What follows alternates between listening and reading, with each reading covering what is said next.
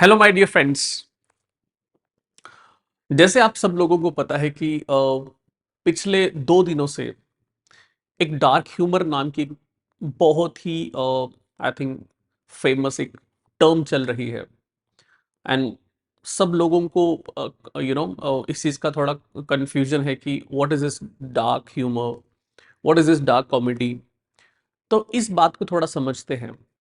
क्या ये जो डार्क कॉमेडी है, क्या ये 21st सेंचुरी में देखने को मिली, कि इससे पहले भी डार्क कॉमेडी के नाम पर कुछ ऐसे प्लेस थे, कुछ ऐसी मूवीज थी।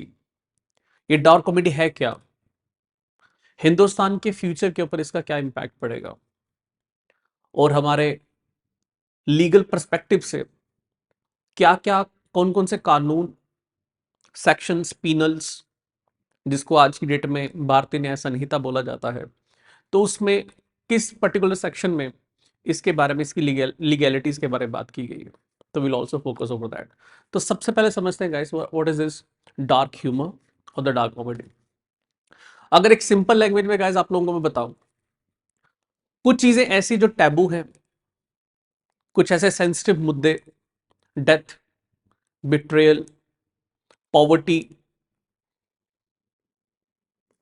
जिन मुद्दों के ऊपर हम नॉर्मल लैंग्वेज में आई थिंक बात नहीं करते हैं, उन ऐसे मुद्दों को अगर किसी मैं कॉमेडी के थ्रू या किसी मीम्स के थ्रू अगर रिप्रेजेंट करूं, तो उसमें एक ह्यूमर जनरेट होगा। That particular thing is known as dark humour. Guys, ये डार्क ह्यूमर कब स्टार्ट हुआ?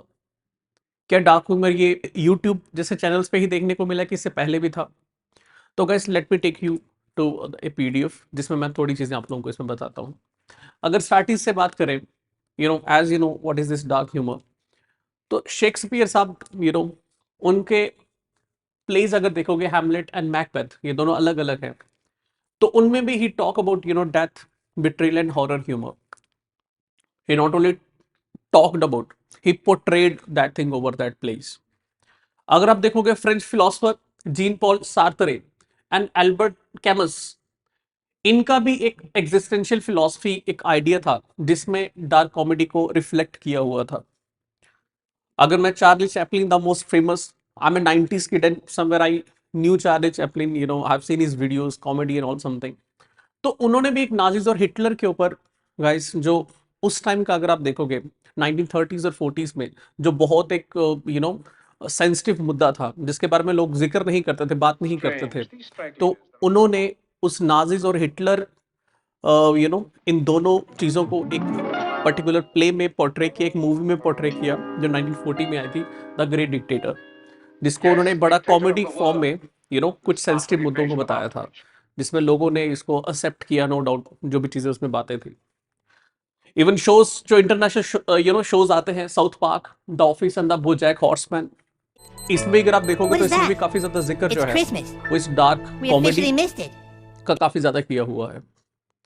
अब बात आती है कि इंडिया में क्या, हिंदुस्तान में क्या, भारत में क्या, क्या भारत में भी ये चीजें अभी आई हैं कि इससे पहले भी थी? तो देयर आर सम मूवीज जिसका मैंने नाम नहीं मेंशन किया है। यस, अगर यूट्यूब से बात करोगे, तो यूट्यूब में अगर आप देखोगे तो इंडिया में जैसे यूट्यूब का राइवल होता है, तो 2015 में गाइस, अगर आपको पता होगा, 2015 में एक AIB करके शो आया था यूट्यूब पे, जिसके ऊपर मुंबई पुलिस ने एक्शन लिया था। That also talk about dark humour and the dark comedy. अगर आप और आगे इसमें चलेंगे, तो गाइस अभी एक जो शो काफी ज्यादा फेमस हो रहा है, उसका फेमस होने का कारण क्या, वो 4 या 5 जिनको हम लोग डार्क डार्क कॉमेडी क्रिएटर्स बोल सकते हैं, क्या उन लोगों को ही हमें जिम्मेदार मानना सही होगा, कि इसमें हमारी जो ऑडियंस है, आई थिंक जो मिलियंस ऑफ व्यूज प्रोवाइड कर रही है, क्या उनका भी कहीं ना कहीं इसमें दोष है? अगर मैं आप गाइस इसको स्प्लिट करके बताऊं, तो सामने देखिएगा, ऐसे comedy shows guys, they are getting millions of views. You know इन शोज में फादर्स की डेथ, पॉवर्टी, फेलियर को काफी एक डार्क ह्यूमर वे में इसको रिप्रेजेंट किया हुआ है। अब बात आती है गाइस, इज इट नॉर्मल? क्या ये चीज नॉर्मल है? अगर आप देखोगे गाइस, तो कुछ लोगों का ये मानना है कि एक साइकोलॉजिकल मैकेनिज्म है इसके पीछे। क्या ये एक साइकोलॉजी के रिलेटेड है? क्या ये चीज नॉर्मलाइज है? क्या नॉर्मल नहीं थी और नॉर्मलाइज आज की डेट में हो गई है? क्या हम भारत के जितने भी हमारे बच्चे हैं, यूथ है, जिसको हम बड़ा प्राउडली बोलते हैं the youngest population in the world, हमारी पॉपुलेशन 25 ईयर से कम 65% काउंट होती है। हिंदुस्तान की 142 करोड़ पॉपुलेशन में से अगर आप देखो तो 65% population is below 25 years of age. क्या हम इन बच्चों को डिसेंसिटाइज कर रहे हैं? क्या हमें इन चीजों पे मजा आने लग गया है कि अगर कोई बंदा किसी ह्यूमर के बारे में बात करता है, you know dark humour, I would say preferably not humour, dark humour, कि किसी गरीबी पे हंसना, फादर्स, उनकी पेरेंट्स की जो एक लाइफ है, आई will not gate into that, उसके ऊपर एक मजाक फॉर्म है, मजाक भी नहीं, I think very very very dark, क्या इसके बारे में जोक्स करना, क्या हम हिंदुस्तान के लोगों को डिसेंसिटाइज कर रहे हैं कि हमें फर्क ही नहीं पड़ता कि लोगों को किस इमोशन से कोई हर्ट होता है, इससे किसी को दिक्कत होगी। हमारे जो छोटे बच्चे हैं जो आज की डेट में यूट्यूब एक्सेस उनके पास है, जो वो देखेंगे, क्या उनको कोई चीज का असर पड़ता है कि नहीं पड़ता है? अब गाइस कहानी कहाँ जुड़ती है? क्या ये जो मुद्दा है, क्या ये जो डार्क ह्यूमर है, क्या ये एक साइकोलॉजिकल इशू है? तो अकॉर्डिंग टू सम एक्सपर्ट्स, अगर हम इसकी एनालिसिस करें थोड़ा, तो व्हाट यू विल गेट, आप देखिए इसमें हम सब लोगों के गाइस कुछ ना कुछ फियर्स हैं, कुछ क्यूरोसिटीज हैं, like poverty, like death, like failure. तो गाइस क्या ये एक बात सच है कि जब कोई इंसान जिस चीज से हम स्ट्रगल कर रहे हैं, जिस चीज से हम उबर रहे हैं, या जिस चीज का हमें डर है, क्या जब कोई इंसान, दूसरा इंसान उसको एक कॉमेडी के फॉर्म में बयां करता है तो हम उसको रिलेट करने लग जाते हैं? If I go with this definition, we all have some fears and curiosity somewhere inside us when we start laughing at those fears. Hello, my dear students. Kartavya IAS Academy is providing 7 days free trial classes in Jammu, Gandhinagar. It is also available online. हमारे कुछ students जो already college के hectic schedule में हैं, और हमारे कुछ job या वर्किंग कुछ हमारे जो लोग हैं, उनके लिए भी हमारे पास रिकॉर्डेड लेक्चर्स अवेलेबल है ऑन आवर ऐप कर्तव्य। लास्ट गाइस, किसी भी इंस्टीट्यूशन को ज्वाइन करने से पहले एटलीस्ट 6 और 7 डेज का ट्रायल लेना ना भूलें, बिकॉज अक्सर कुछ बच्चे कुछ मिसलीडिंग एड्स का शिकार हो रहे हैं। In order to prevent that, at least watch 6 और 7 days trial classes. Thank you. जब हम उन फियर्स और क्यूरोसिटीज पे हंसने लग जाते हैं, then those fears do not seem that serious to us. It is somewhat of a self-defense type, meaning that death, failure and poverty are such topics which scare people. आज भी देखोगे guys, death, failure and poverty ये कुछ ऐसे मुद्दे हैं देश में, दुनिया में, जिससे सबसे ज्यादा लोग डरते हैं। और यही डर जब कोई एक कॉमेडी के फॉर्म में बयां करता है, तो हम उस चीज से कहीं ना कहीं एक अपने आप को बैलेंस करने लग जाते हैं, हमें इस चीज का मजा आने लग जाता है, बिकॉज हमें लगता है कि हम अकेले नहीं हैं, दुनिया में बहुत सारे ऐसे लोग हैं। बिकॉज अगर आप देखोगे मोस्टली स्टैंड अप कॉमेडियंस ये वही चीज रिलेट करके बता रहे होते हैं जो कहीं ना कहीं जिस चीज से कुछ लोग स्ट्रगल कर रहे हैं।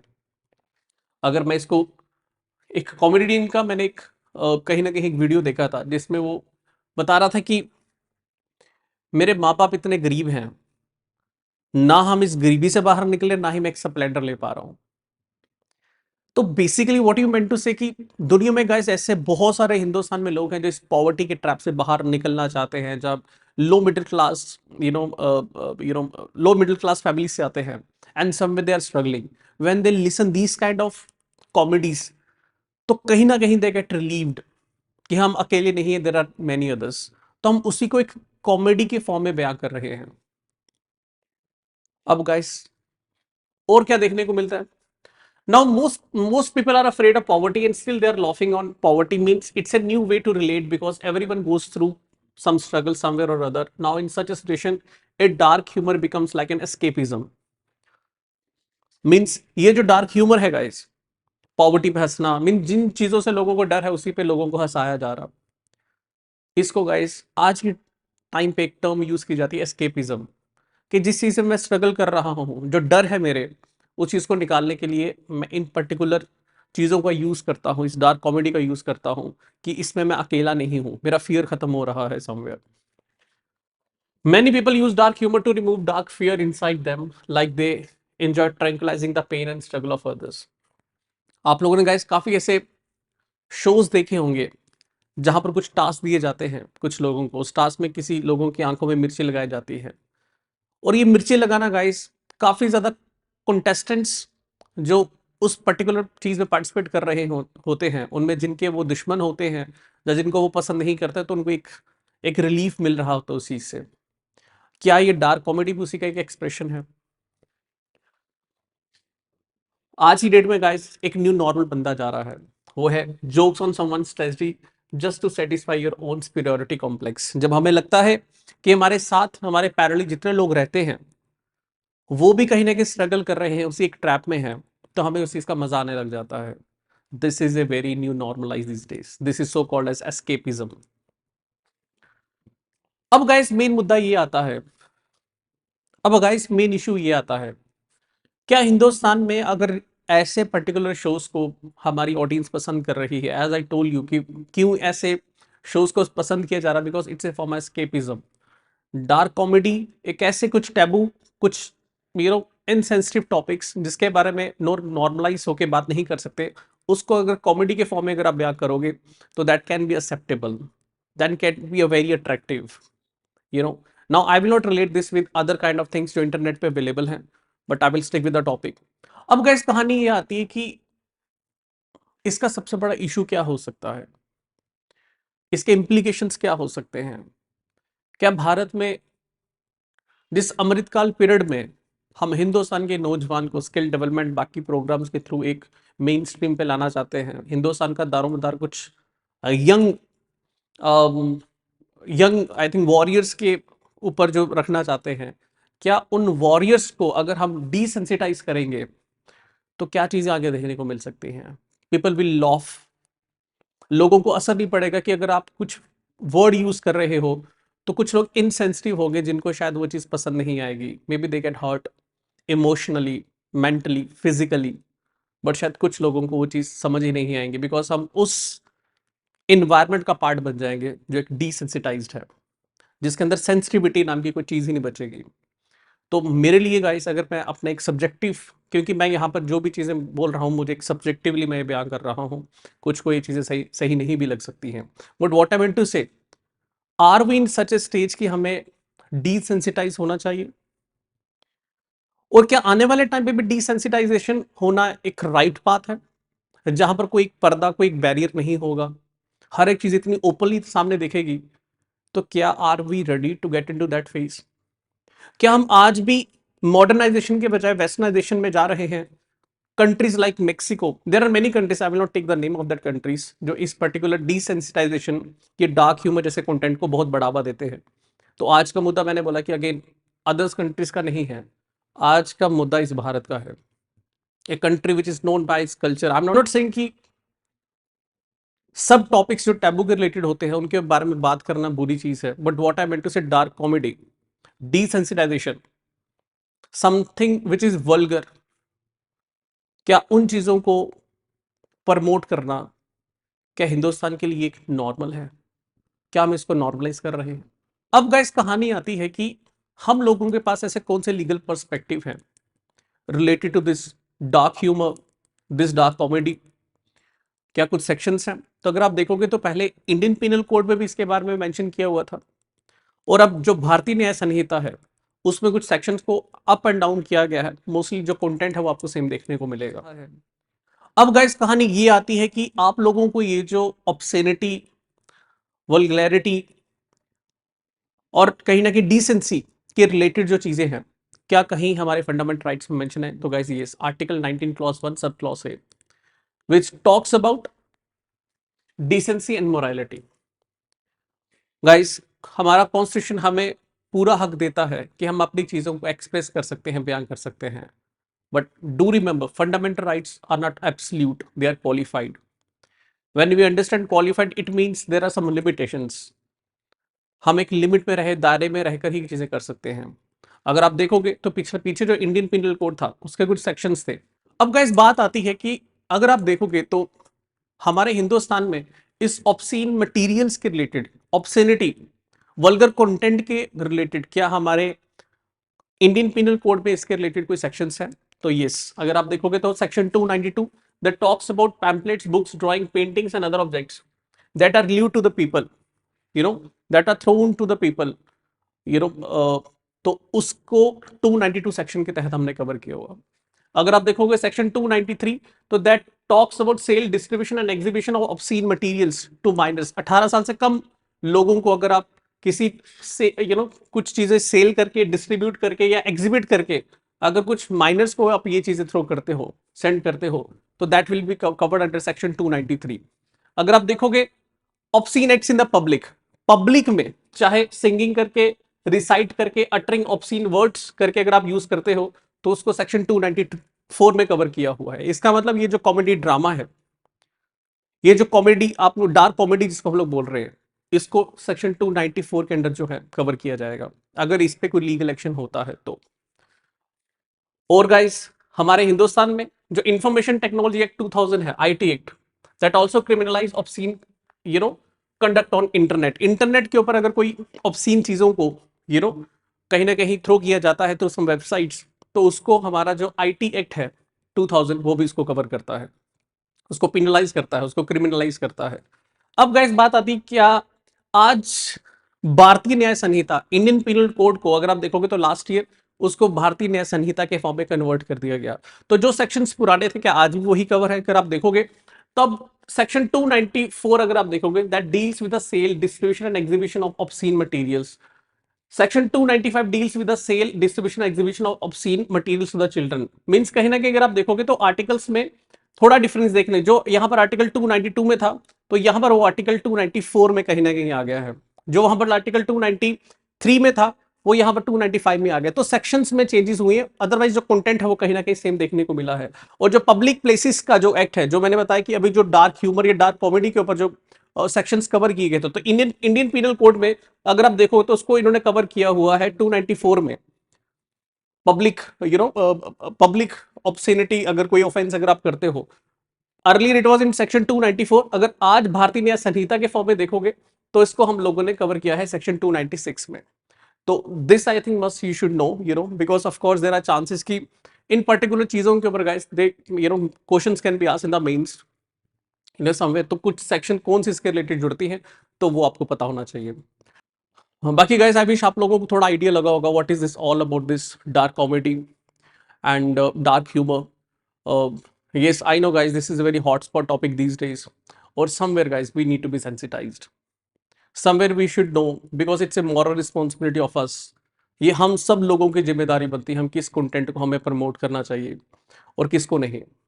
और कहीं ना कहीं गाइस ये याद रखिएगा, गांधी जी की एक स्टेटमेंट है कि जो चीज तुम इस दुनिया में देखना चाहते हो, इस भारत में देखना चाहते हो, जो चेंज तुम इस भारत में लाना चाहते हो, you need to become the change. वो हम सबको करना पड़ेगा. हम 142 करोड़ की जो पॉपुलेशन है उनमें से गाइस 65% पॉपुलेशन 25 साल से कम की है. इस 25 साल के बच्चे को सेंसिटिव होना पड़ेगा.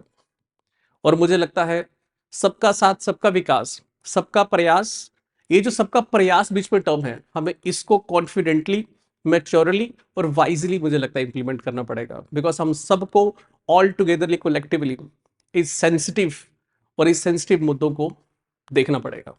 Thank you.